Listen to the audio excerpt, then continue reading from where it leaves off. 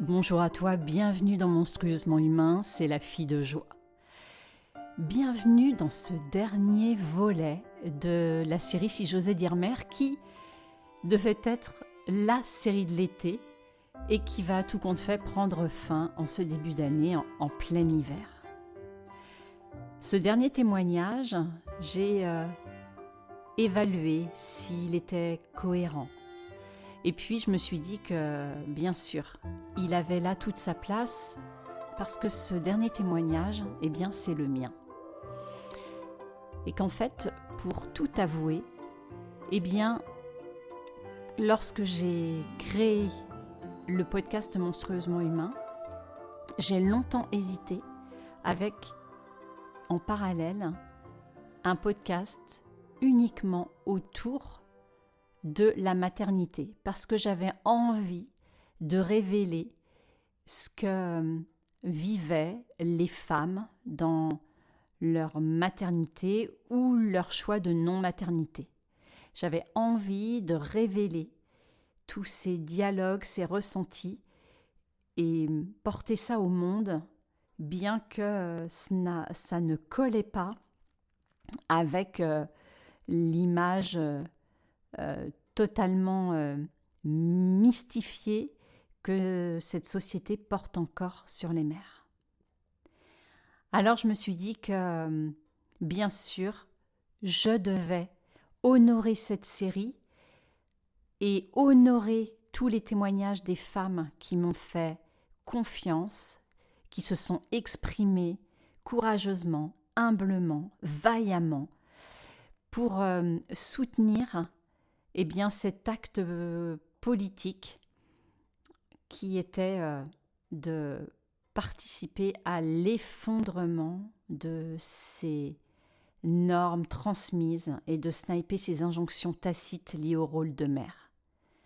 Il était donc tout à fait normal eh bien, que je clôture cette série en me mouillant moi-même sur ce rôle qui a été pour moi particulièrement challengeant, particulièrement difficile, et que si j'avais pu entendre, si on avait pu me transmettre, et si j'avais eu surtout le courage d'exprimer mon ressenti sans le juger, eh bien peut-être j'aurais vécu de façon plus légère et plus fun ce rôle si important, et j'aurais forcément coloré l'enfance de mes enfants d'une autre manière. Alors, belle écoute avec, pour mon témoignage, eh bien, aux questions, une partenaire de choix, Alexandra Desfarges. Merci Alexandra.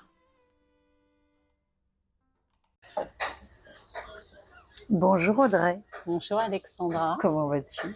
Ça va, je suis un peu traqueuse et un peu excitée.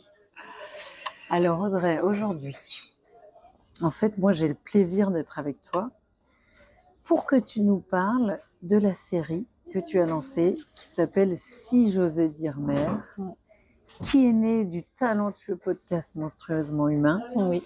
Et du coup, moi, vraiment, la première intuition que ça me donne, c'est d'être très honorée d'être avec la mère de Si j'osais dire mère, parce que c'est une forme de bébé. Et en fait, quand tu m'as demandé de t'interviewer, je me suis rendu compte, en plus, en déception vis-à-vis de moi-même, que je ne t'avais jamais, même moi, interrogée sur ce qui avait donné naissance à cette série. Au-delà du podcast, où moi je sais que tu veux traiter des humanités, de toutes les parts de soi, moi je serais ravie de savoir ce qui a vraiment poussé cet élan vital, puisqu'on parle là d'être mère. Donc tu vas nous dire justement être mère, comment, de quoi on parle. Mais je suis très heureuse de recueillir ta parole sur ce sujet. Merci, merci de te sentir honorée déjà, parce que c'est vrai que ce qui m'est apparu, c'était vital, en effet, de créer cette série pour moi, par rapport à mon histoire. en tant que femme et mère. Et à un moment, je me suis posé la question. Je me suis dit, est-ce que ça fait too much de moi-même témoigner? Et en fait, je me suis dit non.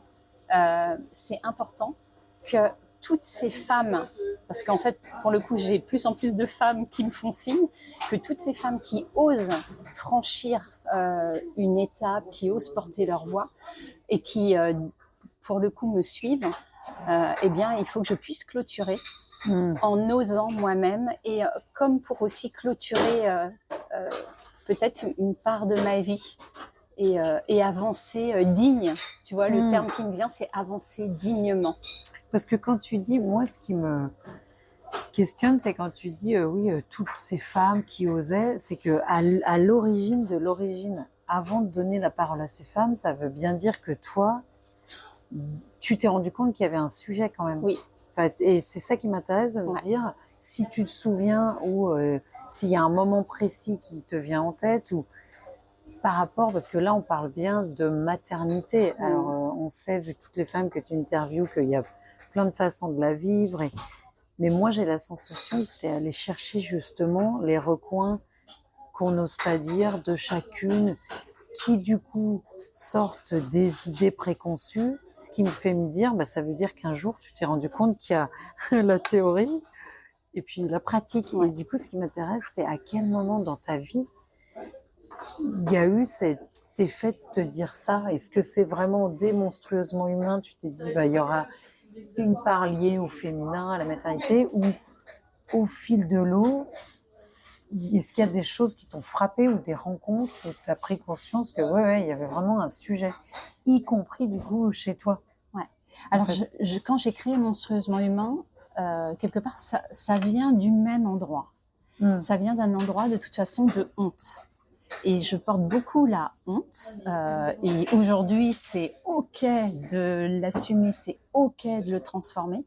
Mais je pars d'un endroit de honte et que j'ai pu comprendre ces derniers temps aussi lié à tout ce qui est neuroatypie. C'est-à-dire ce sentiment, pour le coup, d'être très en décalage, très jeune, et de penser souvent, trop souvent, dans ma façon d'évoluer, j'ai trop pensé que je devais me remettre en cause et que je devais être le problème.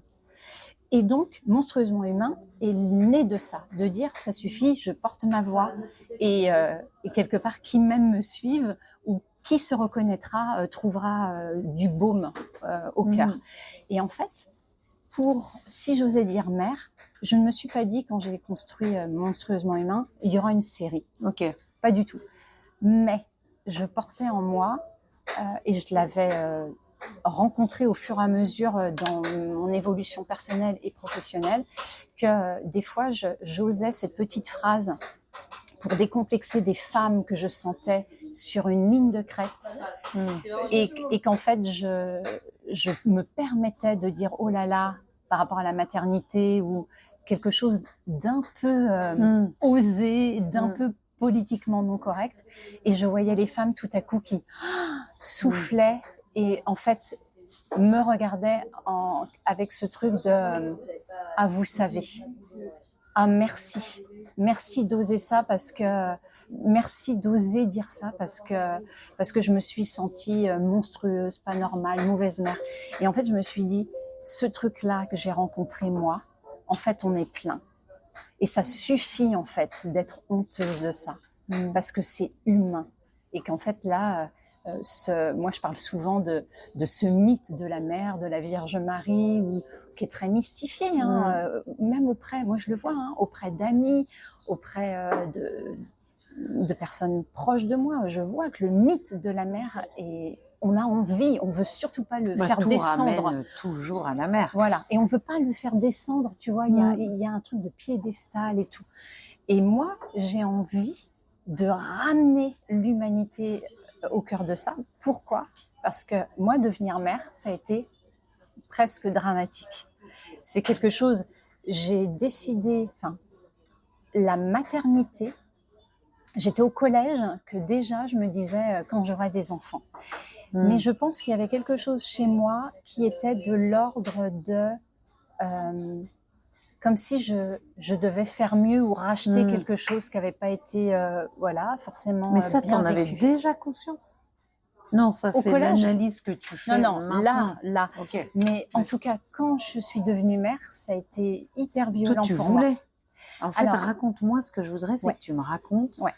si tu es d'accord, Oui, carrément. toi, par exemple, quand tu étais ado, est-ce que tu t'es dit, bah moi, je veux des enfants, tu vois, ce qui est intéressant, c'est de se dire, ok, qu'est-ce qu'on a projeté, et il n'y a aucune malice dans ma question, Non. c'est-à-dire, l'idée, c'est pas de tout déconstruire, on vit dans une société qui nous a façonné, voilà. Moi, ce qui m'intéresse, c'est quel était ton rapport avec ce sujet? Oui. Pour toi, c'était quoi être maman, combien d'enfants? Et ce qui m'intéresse, c'est ce moment-là où d'un coup, tu as senti tu sais, le caillou dans Ouais. la chaussure. Le tu plus vois. que le caillou, Mais oui, le mais tu rocher. vois, voilà, l'iceberg. Et c'est ça qui m'intéresse. Du coup, si on commence par le début, Oui. toi, quand tu étais jeune, que Ouais. tu imaginais, je pense, une histoire d'amour, peut-être, est-ce que tu projetais déjà les enfants, pas les enfants? Ouais. Alors, je pense qu'il y a plusieurs éclairages. Il y a le fait que je viens de familles très nombreuses, non, Ok. non pas ma fratrie, parce que j'ai un frère et une sœur, mais mes parents, 8 d'un côté, 6 de l'autre. Ah Donc, il faut imaginer des familles Ouais. avec plein de cousins et cousines, et on pouponne, on pouponne, on pouponne. Donc, en fait, moi, j'ai toujours senti ce truc de, oui, ce contact avec la petite enfance qui était assez simple. Je voulais devenir puéricultrice Ah oui, au quand même. départ. Donc voilà, les enfants étaient importants. Maintenant, le fait d'avoir des enfants, je crois que je ne me suis pas du tout posé la question, et ça correspond très bien à cette version de moi d'avant, c'est que, en fait, c'est pas une question qui se pose, c'est une norme. Alors aujourd'hui, ça peut faire bondir, mais voilà, Mais nous, c'est à évident. l'époque, on a à peu près le même âge. Ouais. Oui, c'était un élan assez logique de suite et de... Ouais. Voilà. C'était Ouais, un ouais. élan, une continuité. Oui, de matérialisation d'un couple. Voilà. Ouais. Et alors, pour le coup, moi, j'étais dans cette vision. J'ai toujours pensé que je pouvais être la femme d'un seul homme et la mère de ses enfants. Donc, bon, j'ai pris des claques depuis, mais j'y avais cette vision-là, vraiment. Et donc, je ne me suis pas posé de questions. Et ça semblait aller de soi. Et puis, il y avait cette troisième piste que je pense que j'avais besoin de réparer. Sûrement quelque chose de très égoïste en moi, de dire que, voilà, moi, j'allais être une mère, voilà, cette mère que je fantasmais pour moi. Voilà, j'allais être ça parce que j'ai quand même senti, et aujourd'hui, il n'y a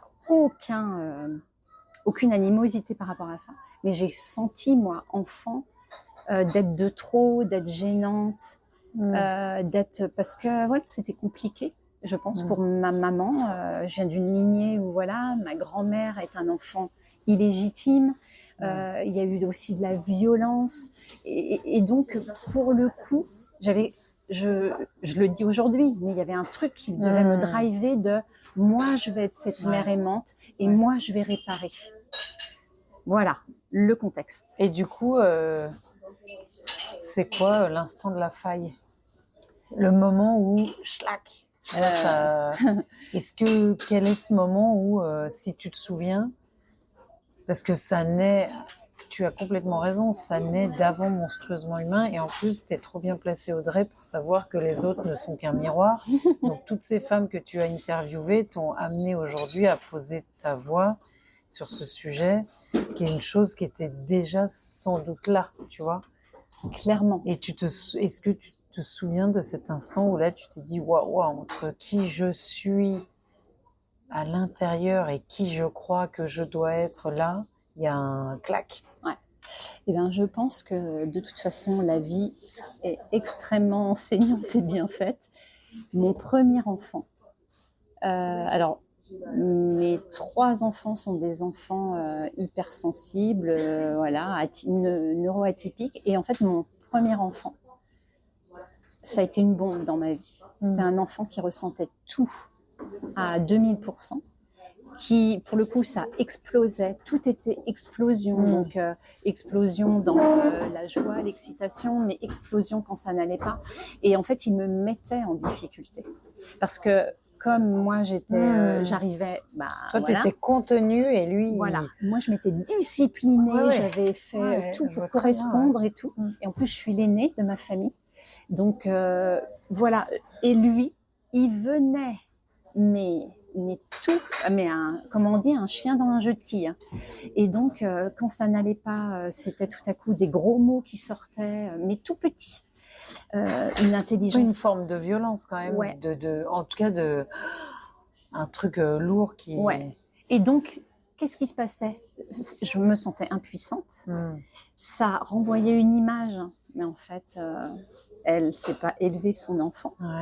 Les gens, des personnes qui te font un commentaire parce qu'il y a des enfants extrêmement sages et moi, ça me renvoyait. Alors, j'ai toujours bondi. Ma maman disait toujours, nous, on n'a pas eu de chance, on n'a pas eu d'enfants sages. Genre de phrase. C'est terrible. Quand tu étudies la phrase, c'est terrible. C'est terrible. C'est terrible. Et en même temps, voilà, c'est comme ça. Et c'est une phrase aujourd'hui qui me fait bondir. Parce que moi, je me fie beaucoup à la nature. Et par exemple, quand je regarde les petits chats, est-ce que tu as déjà vu un petit chat sage? Non. Non, un petit chat, ça fait des expériences, ça fait des galipettes. C'est le moment. Voilà, ça t'accroche ton rideau, ça, voilà. Et en fait, mais ça, je le comprends aujourd'hui. Et aujourd'hui, je me dis, oh, mais quelle mère formidable je serais. Mais en attendant, ça m'a mise vraiment dans la confrontation de l'impuissance, d'amener chez moi une certaine violence, parce que pour le coup, mon fils aîné a eu des fessées de ma part, parce que c'était juste insupportable. Et aujourd'hui, j'en suis navrée de ça, et je peux avoir une communication autour de ça. Mais en attendant, ça m'a confrontée, ça m'a aussi fait exposer ma honte. Parce que voilà, les gens qui te font des commentaires, les gens qui te regardent. Et ça a duré, mon fils aîné a été comme ça jusqu'à 12-13 ans. Et en plus, j'ai eu une vie où mes enfants, en tout cas j'ai 3 enfants. Et en fait, les garçons ont à peine 2 ans d'écart. Et en fait, j'ai élevé mes fils pendant 10 ans seuls la semaine. Mais tu te rends compte quand même, Audrey, la détermination de l'amour, parce que tu racontes ça pour ton premier, ce qui ne t'a pas empêché, parce que sans trahir de secret, toi, tu as 3 enfants, ce qui ne t'a pas empêché d'y retourner. C'est-à-dire que tu prends ce waouh, et c'est là où c'est fascinant de beauté aussi, l'élan féminin, et c'est que quand même, toi, tu t'es resté accroché à ce que tu voulais donner. Et vaille que vaille, contre vents et marées, tu t'es dit, bon, c'est pas parce que la première fois l'océan est cataclysmique et que ça t'a pas empêché d'y retourner quand même 2 fois de plus. Ouais. Alors, la deuxième fois, ça a été très interrogeant pour moi, mais parce que, en fait, moi, c'était pas tant mes enfants que je remettais en question. Oui, c'était moi. C'est-à-dire que, en fait, je me trouvais maltraitante, je me trouvais pas à la hauteur, et ça me renvoyait aussi à l'histoire, tu vois, de ma lignée. Et en fait, j'étais sans cesse dans le jugement. J'ai compris après, en fait, aussi que je n'avais jamais de sas. Et qu'en fait, j'étais pendant 10 ans à tout pour mes enfants. Mais à l'intérieur, il n'y avait pas tant de ça, de jouissance. C'est-à-dire que j'étais dans un devoir. Quand tu le racontes, honnêtement, et pourtant on en a déjà parlé, quand tu me le racontes, j'ai une impression de punition, tu vois. Je me dis, waouh, en fait, comment elle nourrissait tout ce qu'elle leur donnait. Et moi, ça me donne l'impression que tu vidais, mais qu'en fait, je me dis, mais comment tu t'es nourrie, en fait, comment? Et en plus, avec le regard, moi, je déteste, par exemple, quand on dit d'un enfant qu'il est mal élevé. En fait, je préfère qu'on dise il est mal poli. Mais mal élevé, je trouve que ça crucifie les parents et ça crucifie la mère, souvent. Et je trouve que c'est, en fait, et pourtant, moi, je sais avoir dit ça. Oh, dis donc, il est mal élevé. Mal élevé, déjà, c'est l'élevage, enfin, c'est étrange, quoi. Et c'est exactement ce que tu dis. Et quand tu racontes ça, oui, je me dis comment elle a puisé. Et du coup, première fois, deuxième fois et du coup troisième fois. Ouais, Comment c'était? Alors, troisième fois, ma fille n'était pas du tout, et elle le sait, c'est pas du tout un scoop, elle n'était pas du tout attendue. Ok. Voilà, c'était vraiment pas prévu dans les plans et ça a été assez violent aussi. Mais il y a quelque chose que, excuse-moi, mais que je voulais rajouter et qui vient de partir, mais c'était, en effet, j'avais l'impression, moi, de tout donner et en même temps, pour le coup, je m'en voulais en me disant, mais en fait, mes enfants, nos enfants, je les ai voulus et quelque part, il y a des moments où je ne kiffe pas. Et pourquoi, du coup, je leur impose ça? Enfin, ils vont avoir une maman. Enfin, tu vois, j'étais dans la peur de traumatiser Mais mes t'en enfants. penses quoi, toi, maintenant, avec du recul, là, aujourd'hui, de cet absolu de l'amour parfait? C'est-à-dire, parce que moi, tu me connais, je pense que tu peux adorer des trucs et trouver ça hyper chiant par moment. Oui, Mais j'arrive à naviguer avec ça, tu vois, parce Oui. que moi, j'ai pas cette prison que construisent plein de femmes qui s'appelle la culpabilité. Ouais. C'est-à-dire que c'est une notion, chacune, moi, c'est ça, je l'ai pas. Donc, ça m'aide à ça. oui. Mais toi, maintenant, avec le recul, qu'est-ce que tu penses de ça?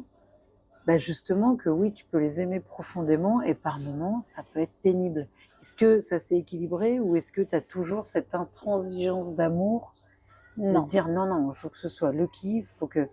Ça s'est Tu vois ce que je veux dire Ouais. ou c'est pas. Si, c'est très clair. Ça s'est équilibré parce que de toute façon, et ça c'est un des messages que j'ai envie de passer aujourd'hui, et alors pour toutes les femmes et peut-être des hommes, hein, mais et d'autant plus des personnes peut-être qui se reconnaissent dans la neuroatypie, c'est que comme on est drivé par la honte, eh ben on va pas chercher de l'aide.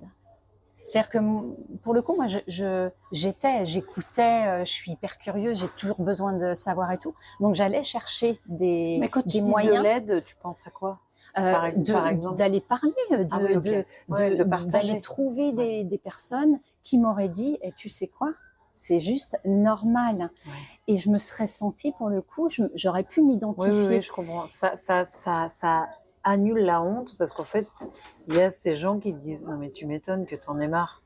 Ah, c'est Tu normal. m'étonnes que t'en aies marre, Oui. tes enfants, ils ont à peine 2 ans Ouais, d'écart, tu les élèves toute seule, ils ont en plus ces profils-là. Oui, t'avais pas ça, ouais. Et voilà, et en plus pour mon fils aîné, c'était tellement fort, il y avait de la mise en danger, et pour le coup, je me retrouvais toute seule à me dire comment je vais l'accompagner, parce que je savais qu'il n'était pas fou, et j'ai des personnes qui m'ont dit il faut l'hospitaliser. Ah, oui. Des personnes qui ne connaissaient rien, et moi intuitivement je savais que non, mais j'avais du mal à aller quelque part parler clairement de ce qu'il était parce que j'avais honte, tu vois. C'était sûrement que ça venait de moi.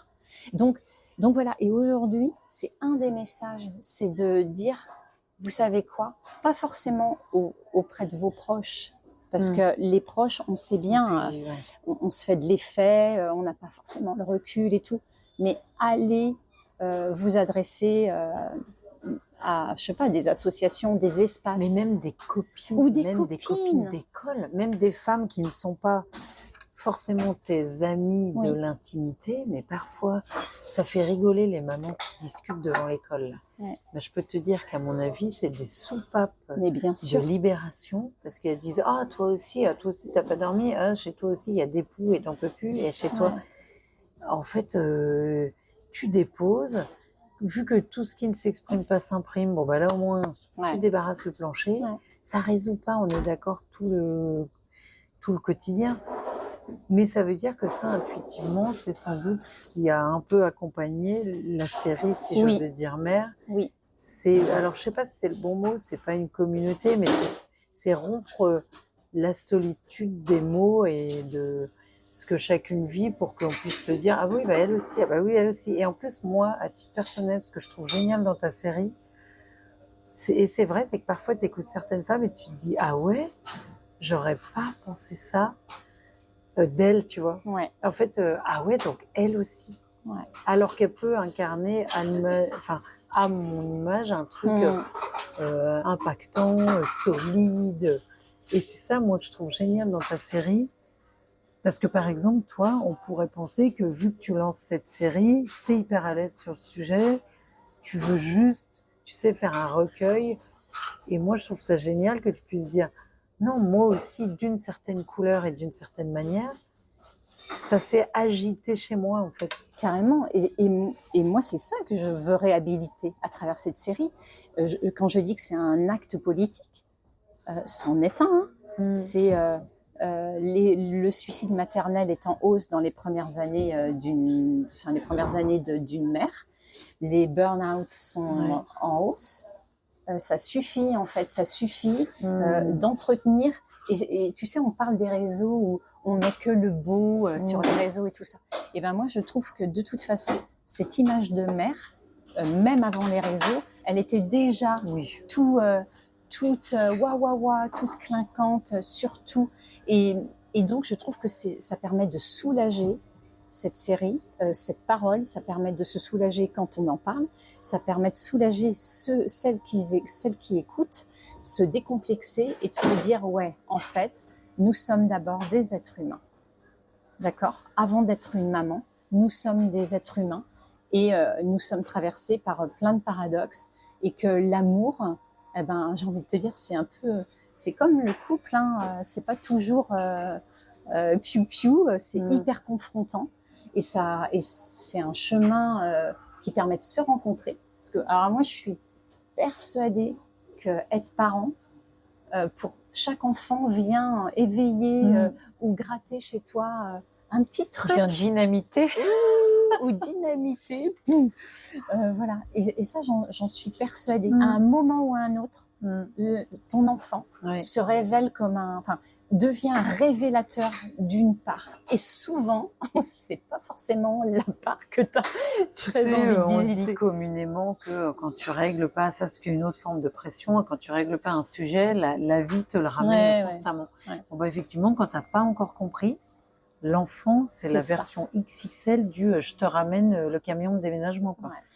Et du coup, ce que je me disais, alors même si je sais que c'est pas simple peut-être à synthétiser, mais je trouve que c'est intéressant, toi, quand tu interviews les femmes, donc je vais essayer d'avoir le même talent, c'est que du coup, de ta sensibilité et avec ton profil neuroatypique, quelles sont pour toi les clés qui t'apparaissent, qu'elles soient pratico-pratiques? Alors là, tu disais déjà de parler, mais quelles sont pour toi les clés quand même pour libérer, pour être soi dans toutes ces phases, y compris ce projet d'être une maman, quelles sont les clés avec le recul qui peuvent t'apparaître, qu'est-ce qui toi a harmonisé?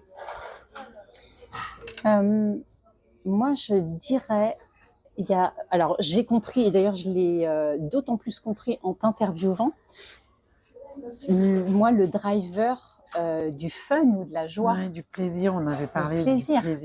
Et revenir au plaisir. Voilà. Et en fait ça, moi c'est comme si quand j'ai pris ce rôle, il y avait un devoir, tu vois. Wow, tu signes là et tu vois là maintenant le tunnel. Et en fait aujourd'hui je me dis non mais stop. Oui, il y a un engagement, et je pense que ça peut être ça le danger, c'est l'engagement, mais dans le côté, tu sais, hyper solennel. Alors que je pense que c'est un engagement, mais comme une aventure. Mais c'est là où ça m'intéresse ce que tu dis, c'est ok, tu déconstruis le devoir, mais ça c'est dans le mental. Oui. Et comment on fait c'est quoi la clé physique? C'est-à-dire, parce que tu vois, quand on dit ça, les femmes qui écoutent vont se dire, ouais, super, donc il faut déconstruire mentalement l'idée du devoir. Mais en fait, je pense que toi, peut-être que je me trompe, mais tu as eu des alertes physiques. Est-ce qu'il ne faut pas revenir à l'instinct, l'intuition de ces trucs où on fait, waouh, là, vraiment, c'est là où je voulais en venir, de venir contacter son plaisir. C'est ça. Se dire, c'est Audrey Akoun qui en parlait très bien aussi dans un épisode, il y a des choses qu'a priori on devrait faire si on est mère, qui nous font suer. Moi, je n'ai jamais été à 4 pattes pour jouer au Lego, par exemple.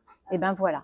Et ben en fait, fais ce qui te fait kiffer avec ton enfant. Parce qu'il y a forcément un truc. Voilà, parce que ton enfant, il va retenir quoi? Il va retenir le moment où ça a vibré ensemble. Il va pas retenir de ah oui, en fait tu faisais pas ci ou ça. Il va se rappeler de et là, maman ou papa, quand on a fait, j'en sais rien, moi, quand on se jetait dans les feuilles mortes, tu vois, moi, en fait, j'aurais adoré je l'ai fait avec une copine il y a quelques années, aller dans une forêt et me rouler dans les feuilles mortes. Ouais. Et ben, Oui, parce que c'est une autorisation de... voilà, et ben ça, Ouais, mais ouais. tu vois bien que, oh là là, mais est-ce que, et ben ça, moi, ça aurait été mon kiff. Quand, oui, lire à mes enfants, prendre, tu vois, il n'y a pas très longtemps, j'ai un de mes enfants qui m'a sorti une phrase, parce que je prenais beaucoup de petites voix. Elles étaient déjà là, mes petites voix, quand j'étais avec mes enfants. Donc, je prenais un bouquin. Eh ben, tu vois, je faisais des petites voix comme ça. Oui, Ouais. quelque chose qui te ressemble. Et mes enfants, ça, aujourd'hui, je me rends compte, à l'âge où ils sont, ça les a impactés, en fait. Ma fille, elle est fan. Quand je fais la nana hyper girly ou le petit personnage de bande dessinée, elle est red dingue d'amour. Est-ce que tu es en train de dire que, par exemple, il faut en fait partir de soi, se dire, ok, qu'est-ce que j'aime faire, enfin tout bêtement, tu vois, se dire, ok, qu'est-ce que j'aime. Par exemple, moi, j'aime découvrir des cafés, prendre des chocolats chauds. Et ben d'un coup, je me suis dit, bah pourquoi tu ferais pas ça avec tes enfants plus tôt, tu vois. Et est-ce que tu es en train de dire ça, que déjà c'est se regarder, se dire, ok, qu'est-ce que j'aime faire, lire, manger, cuisiner, aller visiter des musées, aller se balader, enfin. Et après, y associer les enfants, en fait. Je pense que c'est un bon point de départ Et accepter ce qu'on n'aime pas. Parce que tu parlais tout à l'heure, et c'est là où je voudrais t'interroger sur ça, tu parlais du filtre du plaisir. Mais moi, j'irais un peu plus loin, et je te dirais, et même du déplaisir. Est-ce qu'il ne faut pas aussi accepter ce qui fait, entre guillemets, chier? Oui. Tu vois, c'est-à-dire, tu te retrouves à devoir faire un truc, ah non, sérieux, ça me saoule. Est-ce qu'il ne faut pas aussi prendre l'info sans s'arrêter de et je me punis, et je devrais, mais et je, tu vois, de manière très objective. Oui. Se permettre de s'autoriser à dire ça, j'aime pas. Et ça veut pas dire pour autant que puisque tu n'aimes pas, tu es une mauvaise mère. C'est juste que c'est pas un endroit où ta personnalité en fait, va vibrer avec ton enfant. Ce qui ne veut pas dire qu'on ne peut pas découvrir des choses oui, c'est pas tant ça, nouvelles. Mais en t'écoutant, je me dis, bah, faut accueillir, parce que je repense vraiment à cette idée de honte que je trouve très forte dans ce que tu partages. Et je me dis, mais finalement, assumons, osons, tu vois. En fait, je me dis, pour faire, pouf, disparaître la honte, peut-être que c'est décider une autre posture. Mais tu sais, le mot qui me vient, quand tu dis ça, c'est avoir le culot. Oui. Avoir le culot d'amener sa part créative. Et quand je parle de part créative, il n'y a pas une notion d'artiste du tout là-dedans. Alors là, que personne ne se leurre. Mais d'amener une part créative et de se dire comment j'ai envie. Tu sais, comme quand tu vas organiser un événement pour toi, j'en sais rien, un anniversaire, qu'est-ce que tu as envie d'y mettre dedans? Et ben moi, je prendrais cette image de, tiens, là, avec cet enfant, qu'est-ce que j'ai envie d'y mettre dans cet espace mère-enfant? Qu'est-ce que ça va être quoi les néons? Ça va être quoi la boule à facettes? Ça va être quoi le toboggan? Oui, tu visualises ce que tu veux vivre avec lui, en fait. Et après, comment tu vas le faire à la rigueur? Bah là, tu te féminises, bah comment on peut faire ça, comme ci, comme ça, comme ça. Certaines femmes font comme ci, moi je fais comme ça, toi tu fais. Et je trouve que c'est vachement intéressant parce que ça ramène ok, c'est comme une stratégie, c'est comme un plan d'action c'est un projet, tu fais de la gestion de projet équilibrée en fait avec ton écologie. Et je trouve que ce que tu dis est vachement intéressant sur l'aspect pragmatique, parce que moi, quand j'entends des femmes dire il faut se libérer de ci, à chaque fois je me dis ok super, mais alors concrètement, et tu le vois bien quand tu es dans l'émotionnel, la culpabilité, la honte, en fait t'as pas de... C'est difficile d'avoir une pleine conscience des choses. Carrément. Et c'est pour ça que quel est l'endroit où je kiffe naturellement? Qu'est-ce que j'ai envie de faire partager à mon enfant de cet endroit de kiff? Et forcément, en adaptant ton enfant, c'est pas son truc, bah ok, on va trouver autre chose. L'idée, c'est pas que soi, je suis pas en train de dire soit. Mais c'est comment là où je sais que je vais avoir envie peut-être de transmettre ou de partager, où ça vibre naturellement pour moi, ou peut-être je vais lui permettre de vibrer aussi. Et pour le coup, on crée un espace rien qu'à soi. Enfin, je veux dire, un entre-soi, tu vois, entre son enfant, qui va peut-être pas du tout être le même avec un autre enfant. Parce qu'on sait bien que nos enfants, on pourrait en avoir 20 qui ne seraient pas du tout les Puis mêmes. dans ce que tu dis, ce que j'adore, c'est vraiment cette notion de... Là, on n'est pas dans l'intellect, c'est dans « Ah, quel est mon élan? Qu'est-ce que j'ai envie de faire ?» Et vu que tu vas faire un truc qui te fait vibrer, franchement, moi, pour l'avoir testé, quand toi, t'es content de ce que tu fais, t'as envie, les enfants, ils sont hyper, en fait... une fois que tu l'as testé, tu découvres le pouvoir de ça. Et c'est fou, et tu te dis, merde, si j'avais su avant, vraiment, voilà, percuté. Ouais. Mais quelque part, je te rejoins sur le fait que c'est un chemin pour être soi. Nos enfants sont nos plus grands thérapeutes, même si par moments, ça fait bien suer. Oui. Mais j'adore ce que tu dis de ramener à une notion qui t'est chère aussi de naturalité et d'organicité. Oui, d'organicité de femme, en fait. Oui. J'allais dire de maman, mais c'est même pas. Parce que c'est même pas... Non, de femme, quoi. Dans son déploiement maternel. Oui. Tu vois. Parce qu'en fait, moi, je me suis aussi rendu compte, c'est vrai que j'ai un contact avec les petits et les bébés me parlent souvent. Quand je croise un bébé, il me parle. C'est comme ça. Et pour le coup, je veux se rouler dans l'herbe lui aussi. Et je me suis rendu compte qu'avec les enfants qui n'étaient pas les miens, il y avait du fun. Et c'est horrible, en fait, quand tu fais ce constat-là, à un moment, de te dire, mince, en fait, avec les enfants des autres, c'est simple, mais pourquoi? Parce qu'il y avait pas, quelque part pour moi, cet enjeu et ce truc de génial, sois sérieuse. Tu vois, sois sérieuse là, Audrey. Purée, t'es mère, sois sérieuse. Et moi, ça, je vous le dis, si toi tu écoutes, non, il n'y a pas de sérieux à avoir. Ce que tu es en train de dire, c'est que toi, tu as carrément posé une espèce de posture qui a finalement pété toute ta lumière et ton étincelle, c'est-à-dire... Carrément. Ouais, parce que si en plus tu vois qu'avec les enfants des autres, c'est beaucoup plus fluide, mais c'est génial ce que tu dis, parce que ça prouve à quel point on se construit, et c'est pas du tout un jugement, une critique ou une façon de se flageller en plus, c'est vraiment un constat, on construit nos propres prisons parfois. C'est-à-dire qu'on part du principe qu'on mentalise. Oui. Parce que là, ce que tu dis est hyper fort, ça reste des enfants, c'est les mêmes. La c'est différence, exactement les mêmes. Il y a ceux pour lesquels on dirait une entreprise à mission. Tu sais, je suis une entreprise à mission. Tu vois? Non, mais j'aime trop ce que tu dis, et l'organicité, j'ai envie que ce soit le mot de la fin. Cette organicité de vraiment, comme l'herbe qui pousse, comme tout ce qui est si naturel, en revenant à cette naturalité, finalement, dans ce que tu dis, je trouve que c'est le chemin de cet équilibre.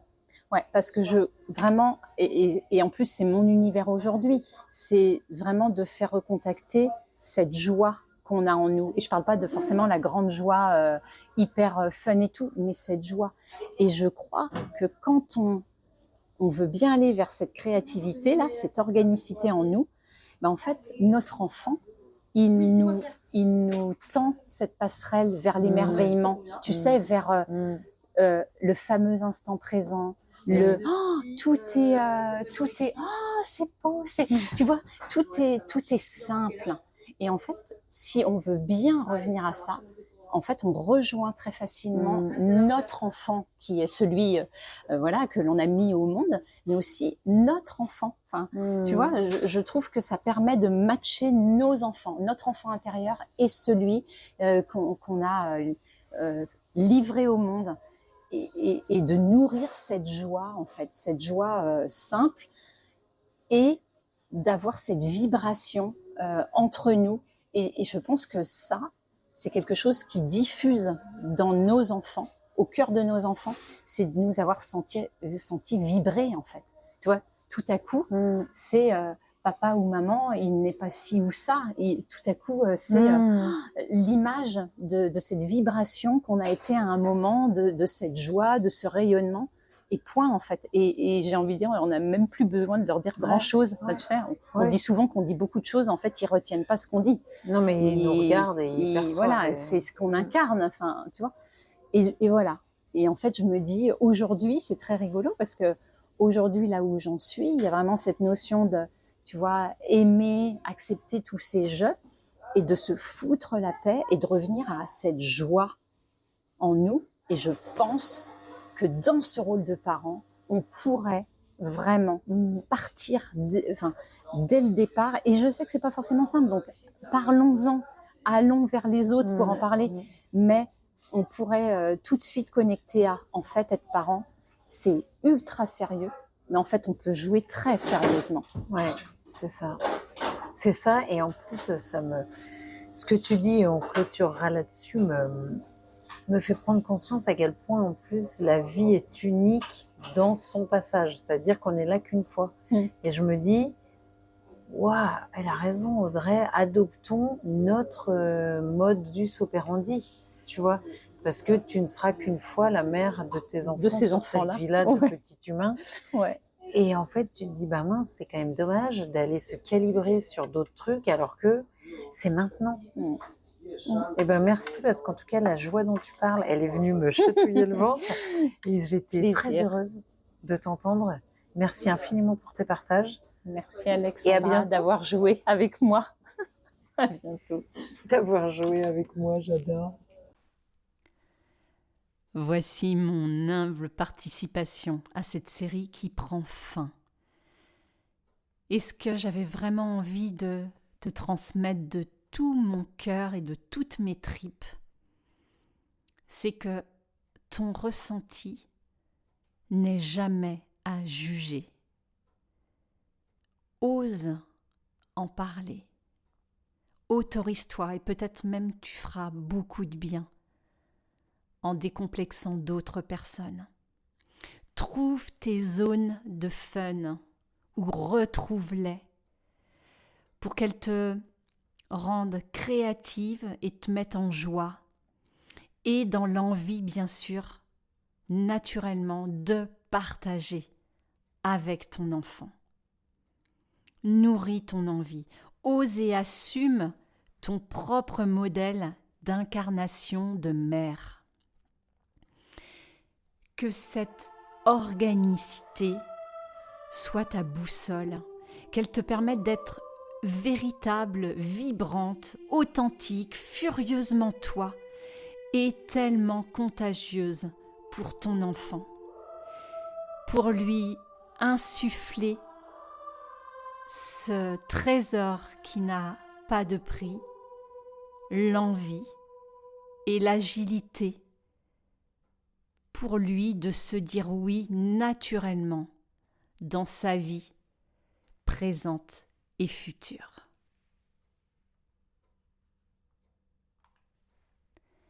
Merci d'avance à toi de soutenir Monstrueusement Humain en laissant une note, un avis sur les plateformes dédiées au podcast ou encore en transmettant l'existence de ce podcast autour de toi.